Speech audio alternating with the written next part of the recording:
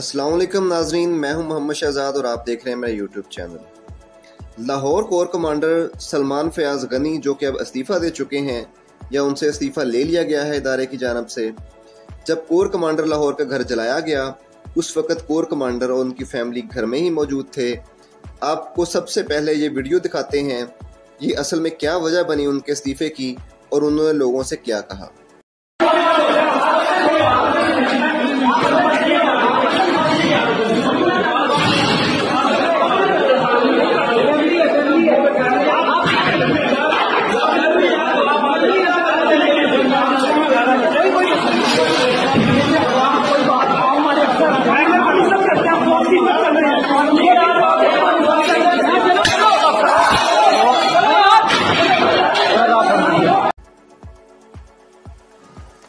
इस वीडियो में आप देख सकते हैं कि वो हुजूम को समझा रहे थे कि ऐसा मत करें, पुरअमन रहें, लेकिन हुजूम चार्ज था।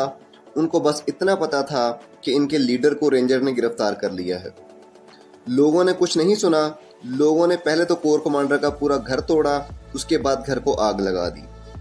लेकिन इस हुजूम ने लेफ्टिनेंट जनरल सलमान फयाज गनी को जाने दिया और उनको हाथ तक नहीं लगाया। जब इनके घर को जलाया गया तो कोर कमांडर ने घर छोड़ दिया था। अब सवाल ये बनता है कि इदारे ने इनसे इस्तीफा क्यों लिया। इसकी असल वजह यह है कि वो कैंट को प्रोटेक्ट नहीं कर सके और लोगों को अंदर आने से नहीं रोका और लोगों के सामने फौज को खड़ा नहीं किया। इस वजह से उनसे इस्तीफा ले लिया गया।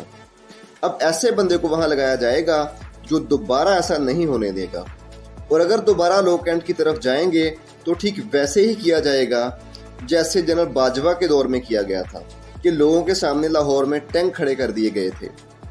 ऐसी हरकतों से इदारा और बदनाम होगा। इदारे को इज्जत बहाल करने के लिए उन अफसरान से इस्तीफा लेना चाहिए जिन्होंने ये हालात पैदा किए, ना कि लेफ्टिनेंट जनरल सलमान फयाज गनी जैसे लोगों से जिन्होंने अपने मुल्क की अवाम का टैंक नहीं चढ़ाए।